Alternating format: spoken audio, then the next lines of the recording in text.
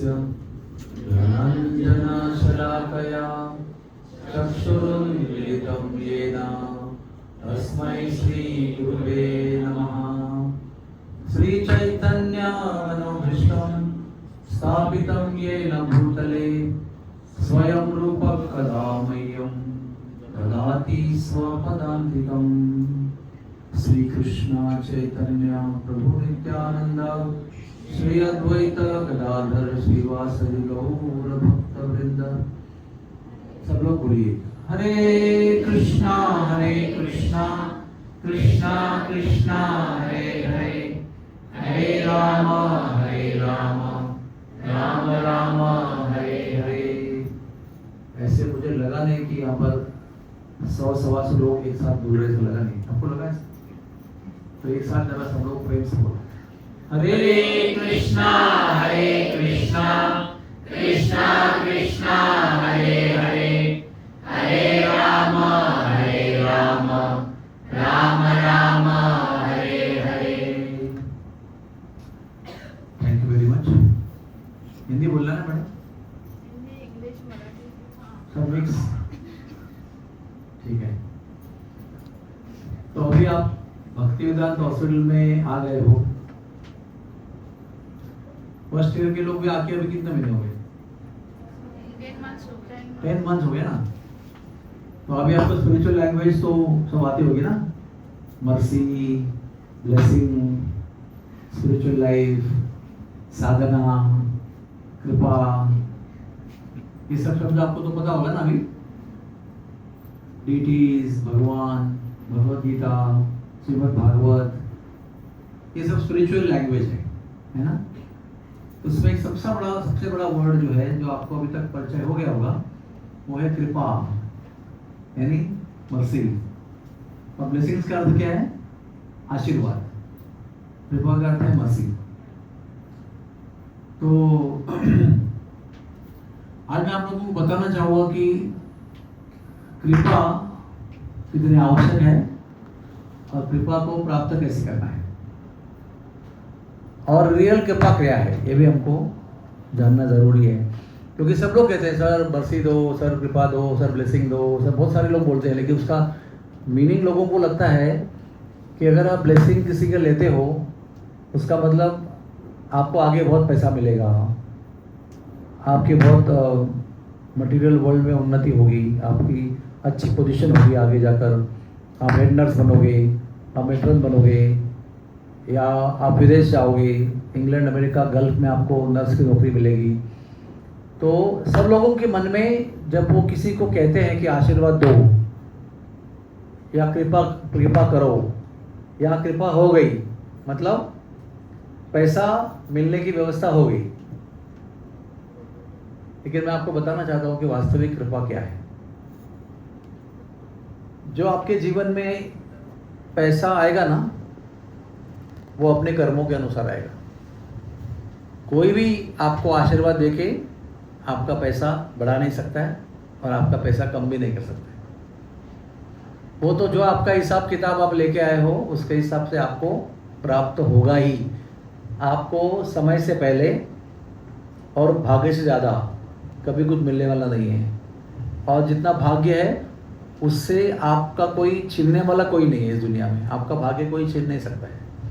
जो आप लेके आए हो वो किसी भी कीमत पर कोई देवता भी आपका भाग्य छीन नहीं सकता है। इसलिए कहते हैं कि जो कर्म है हमारे वो फिक्स है, और उसके वजह से ज़्यादा चिंता नहीं करनी चाहिए कि कितना पैसा मिलेगा, कम क्यों मिल रहा है, ज़्यादा क्यों नहीं मिल रहा है, मैं अभी तक प्रिंसिपल क्यों नहीं बनी, मैं अभी तक CEO क्यों नहीं बनी, मैं अभी जो भी कुछ आपके मन में है, अभी तक गाड़ी क्यों नहीं आई, या अभी मेरी शादी क्यों नहीं हुई, ये सारी बातें जो है वो समय पर होंगी, समय से पहले कभी नहीं होगी, समय के बाद भी नहीं होगी। जो समय उसका है तभी होगी। तो रियल कृपा क्या है? रियल कृपा का वास्तविक डेफिनेशन है भगवान के प्रति आकर्षण उत्पन्न होना।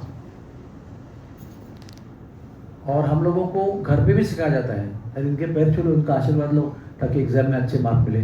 कल उनका नीट का एग्ज़ाम है, कल उनका फाइनल नर्सिंग का एग्ज़ाम है, कल उनका यूनिवर्सिटी का एग्ज़ाम है। ऐसे मेरे पास बहुत लोग आते हैं और उनको लगता है कि हमारा आशीर्वाद लेंगे तो वो अच्छे मार्क्स से पास हो जाएंगे, लेकिन ऐसा नहीं है। कृपा उसको कहते हैं जो करने से या जो मिलने से हमको भगवान का अट्रैक्शन निर्माण हो जाए। और वास्तविक कृपा कैसे प्राप्त होती है? जब संतों की हम सेवा करते हैं, हमारे सेवा के दायरे में, सेवा के परिधि में अगर कोई संत आ गया, जैसे आपका भी नर्सिंग का स्टूडेंट का ड्यूटी है और ड्यूटी में कोई महात्मा आपके उधर बेड में, वार्ड में एडमिट हुए और आपको उनका सेवा का मौका मिला, कुछ आईवी लगाने का, कुछ दवा देने का, कुछ उनकी देखभाल करने का, कुछ भी ऑक्सीजन लगाने का, जो भी आपको सेवा मिला और वो आपकी सेवा से प्रसन्न हो गए और जो उन्होंने आपको आशीर्वाद दिया, वो आशीर्वाद से आपका भगवान का संबंध होगा। और उसके आगे जाकर कृपा का परिणाम क्या है? अगर कृपा आपको होती है तो उसका प्रूफ क्या है? कि आपको भगवान का नाम जप करने में अट्रैक्शन होगा,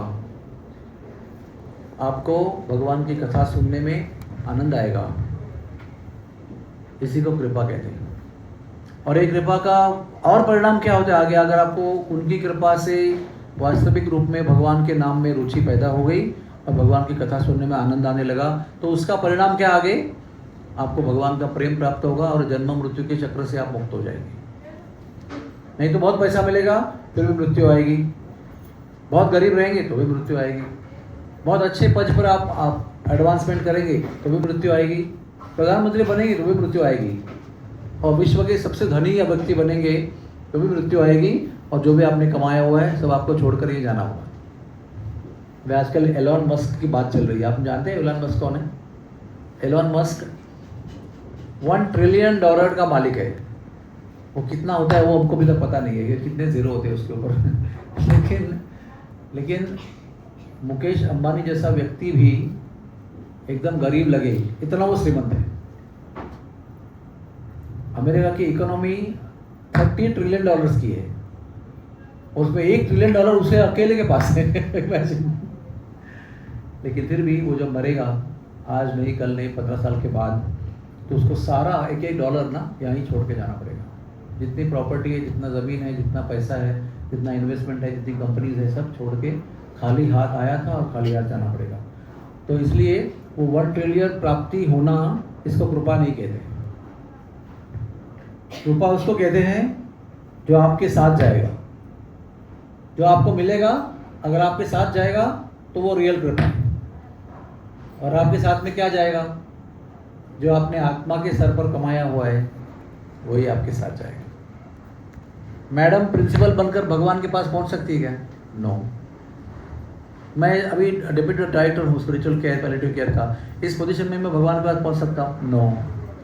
जब भगवान के पास पहुंचूंगा तो मैं जैसा आया था वैसा ही रहूँगा, आत्मा सच्चिदानंद।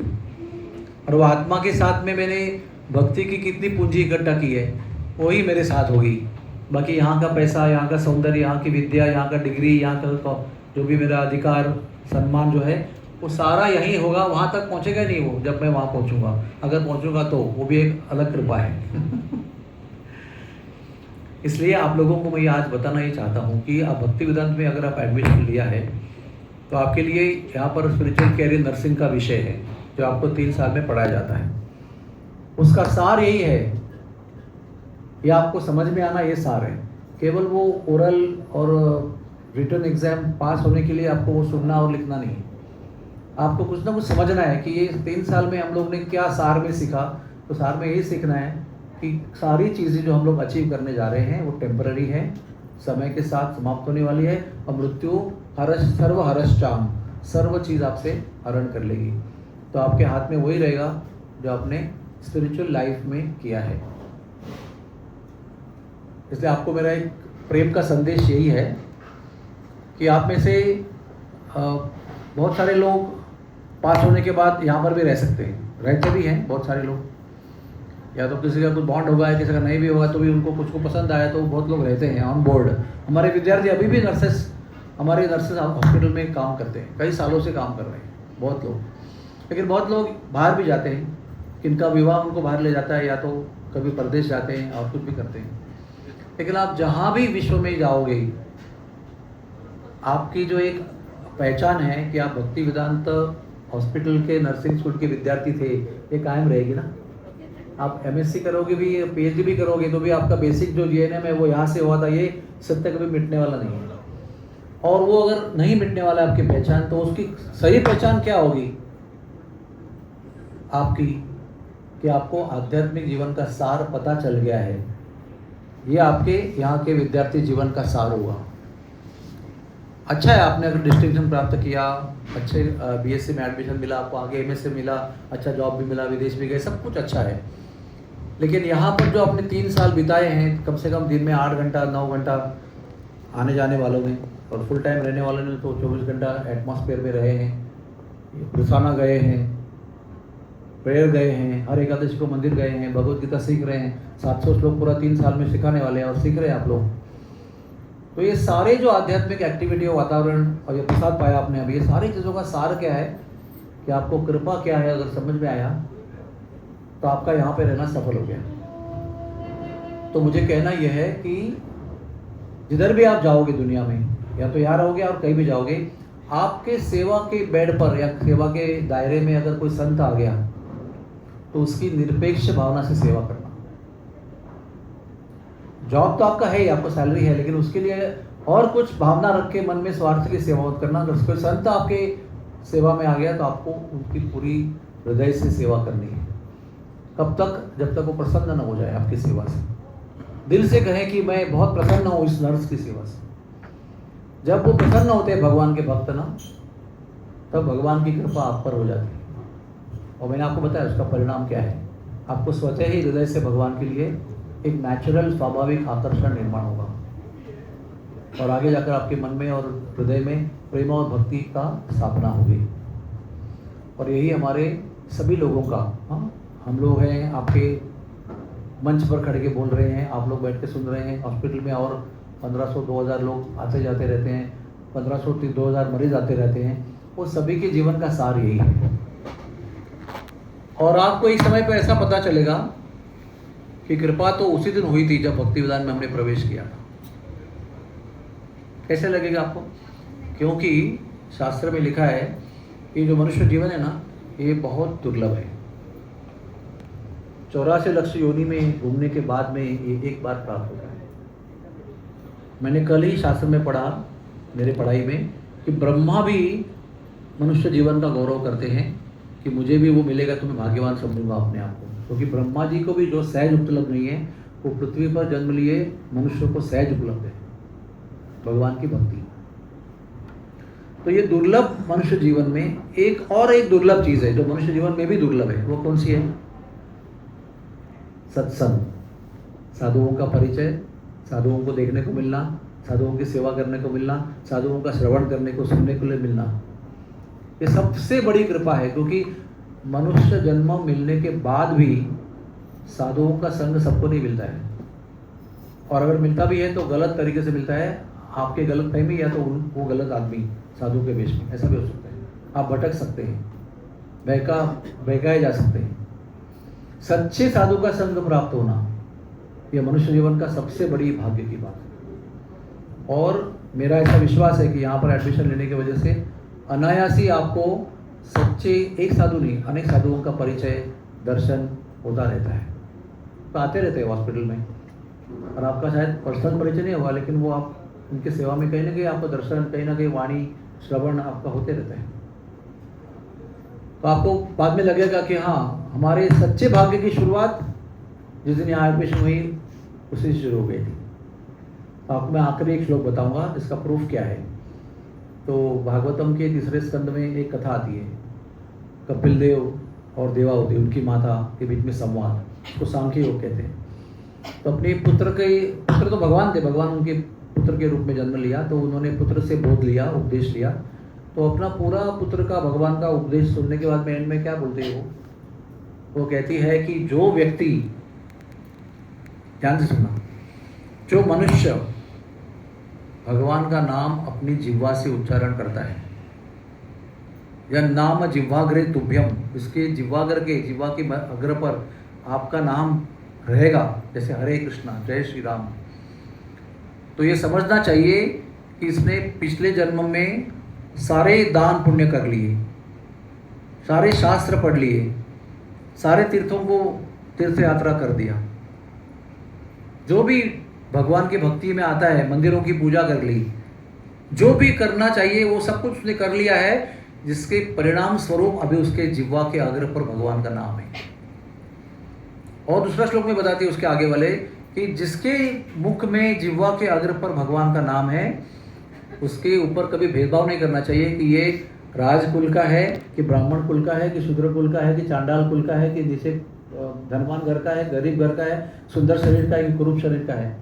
ऐसा भेदभाव नहीं करना चाहिए, क्योंकि वो व्यक्ति ये सबके परे है। ये सब वर्गीकरण जो है, क्लासिफिकेशन, उसके लिए लागू नहीं होता। वो भगवान की दृष्टि सबसे गौरवशाली व्यक्ति होता है जिसके मुख में भगवान का नाम होता है। और मैं भी सुन रहा था, आप लोग इतना सहजता से भगवान का नाम ले रहे हैं, इतना सुंदर गा रहे हैं, इसमें कोई ऐसा एफर्ट या पसीना नहीं है, इसमें एकदम हृदय से। और मैं ये देखता हूँ, बरसाना में देखता हूँ, और जब भी आपके प्रोग्राम में आता हूँ कि कोई सी बैच की कोई विद्यार्थिनी हो, नए बैच की हो, पुरानी बैच की हो, ऑलरेडी पास हो गई हो, बरसाना में 3rd ईयर के आ गई हो, सब लोग बहुत सुंदर कीर्तन करते हैं। ये साधारण प्राप्ति नहीं है, ये पिछले अनंत जन्मों का आपका पुण्य का फल है कि आपको वो यहाँ पर आके फलित हो गया है। उसका फल आपको इस जीवन में प्राप्त हो रहा है कि आपको भगवान का नाम, भगवान के संत, इनका परिचय हुआ है, और उनकी छत्र छाया में आप बहुत समय बिता रहे हो, केवल प्रसाद पा रहे हो, संतों का दर्शन प्राप्त कर रहे हो, भगवत गीता सीख रहे हो, मंदिर जाने को मिल रहा है। राधा रानी के धाम में कौन जाता है इतना दूर, बताओ? उनको मथुरा पता है, उनको मैक्सिमम वृंदावन पता है, वो बरसाना अंदर किसी को पता है, लेकिन यहाँ आने से आपको तो सबको पता है।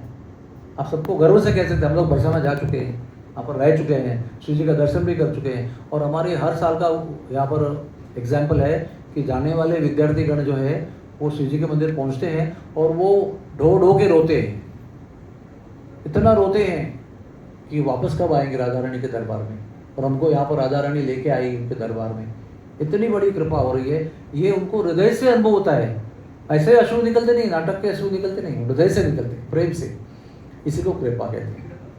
तो आपको एंड में समझ में आएगा कि कृपा की शुरुआत जिस दिन एडमिशन लिया उसी दिन हो गई थी। तो आप लोग अभी अच्छी प्रगति करो जीवन में, अच्छी जगह जॉब होना चाहिए, यहाँ पर हो और बाहर हो, आप और तरक्की करें, प्रगति करें, अच्छे पद पर चले जाएं, अच्छा अधिकार प्राप्त करें, अच्छा सम्मान प्राप्त करें। लेकिन सारों के साथ आपको संतों की सेवा कहाँ मिल रही है ये भी देखना है। कहीं गऊ की सेवा करने को मिलती है क्या आपके जीवन में, गाय की सेवा, वो आपको देखना है। और जहाँ भी कहीं गाय की और संतों की सेवा करने का मौका आया वो आपको छोड़ना नहीं है, और उससे कोई अपेक्षा भी नहीं करना है कि मैं ये करूँगी तो मुझे कुछ बख्शिश मिलेगा, वो भी स्वार्थ रखना नहीं है। निस्वार्थ रूप से आपको वो कृपा को प्राप्त करना है। कभी कृपा कोई नोटों में या करेंसी में गिन नहीं सकते हैं। कृपा अमूल्य होती है और वो भगवान की ओर से आती है, और भगवान भी डायरेक्टली देते नहीं कभी भी, वो भगवान देते हैं तो संतों के माध्यम से ही देते हैं। सारे कृपा का भंडार की चाबी जो है ना, वो भगवान ने संतों को दे रखी है कि आप जिसको चाहे खोल के बांट सकते हो। अगर कृपा आपको मिलती है तो संतों के, वैष्णवों के माध्यम से ही मिलेगी, और यही सार रूप में नॉलेज लेकर आप जाना। आपका जीवन यहाँ भी धन्य है, आगे भी धन्य रहेगा। कहीं भी विवाह होगा वहाँ वो लोग भी धन्य हो जाएंगे आपके संपर्क से।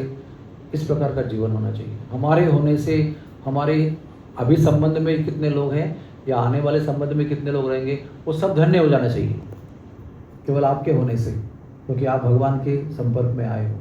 वो संपर्क उनको भी प्राप्त होना चाहिए। आपको मिला, आपको दूसरों को देना चाहिए।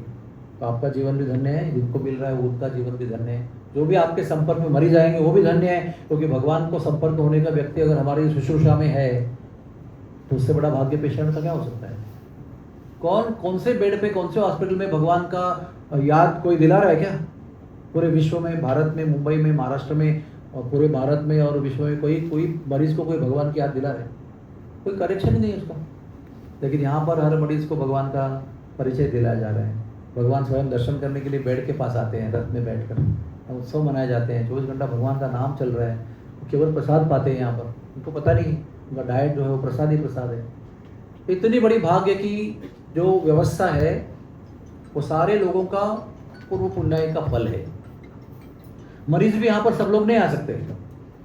जिनके पूर्व जन्म के पुण्य फलित हो गए हैं वही यहाँ पर पहुँचते हैं, और मरीज के होने, बीमार होने के बहाने भगवान का कांटेक्ट होता है। तो बीमार होने के लिए और अच्छा होने के लिए बहुत हॉस्पिटल्स है, मेरा रोड में भी है, मुंबई में भी है, बहुत सारे हैं, वहाँ पर भी हज़ारों लोग पहुँच जाते हैं। यहाँ पर वही लोग पहुँचते हैं जिनको भागवत सुनने का भाग्य है, जिनको भगवान नाम सुनने का भाग्य है, जिनको प्रसाद खाने का भाग्य है, जिनको संतों का दर्शन करने का भाग्य है। कभी कभी आप बीमार होकर बुखार लेके आते हो व्हील चेयर पे और सडनली कोई संत यहाँ प्रवेश करता है, उसका दर्शन भी आपको हो जाता है। कभी कभी संत आके उनको स्पर्श करके आशीर्वाद देके चले जाते हैं, कोई कनेक्शन नहीं है, वो ये योगा योग है, लेकिन वो यहाँ मुमकिन है, बाकी किसी भी हॉस्पिटल में मुमकिन नहीं है। तो आपको मेरा अभिनंदन है, बधाई है कि आप ऐसे, मेरा भी अभिनंदन है क्योंकि मैं भी इस संस्था में जुड़ा हूँ, मेरा भी भाग्य है, ऐसा नहीं कि आप ही केवल भाग्यवान हो। हम सब लोगों का अभिनंदन है, सब लोगों का भाग्य है कि हम लोग भगवान के निरंतर संपर्क में हैं और रहेंगे। अभी इतना संपर्क हो गया कि अभी टूटने का चांस नहीं है, ऐसा आशा है हमारी, और प्रार्थना भी है, आपके लिए भी प्रार्थना है कि आपको जो संपर्क हुआ है, जो भाग्य का फल आपको मिला है पुराने भाग्य का, वो आपके जीवन में बना रहे और कभी भी वो ख़त्म ना हो जाए, टूट न जाए और संपर्क छूट न जाए। ज़िंदगी भर वो संबंध जो है आपका भगवान का बढ़ता रहे और आपका जीवन समृद्ध होता रहे, यही हमारे आपके लिए प्रार्थना है। और सब लोगों ने बरसाना में जाकर राधा रानी का कृपा का अनुभव किया ही है, वो भी आपके साथ में रहे हमेशा अनुभव, आप उसको भूल न जाए, ये भी हमारी प्रार्थना है। एक बार मेरे साथ सब लोग बोलो, Hare Krishna Krishna Krishna Hare Hare, Hare Ram Ram Ram Hare. Thank you very much. Hari बोल।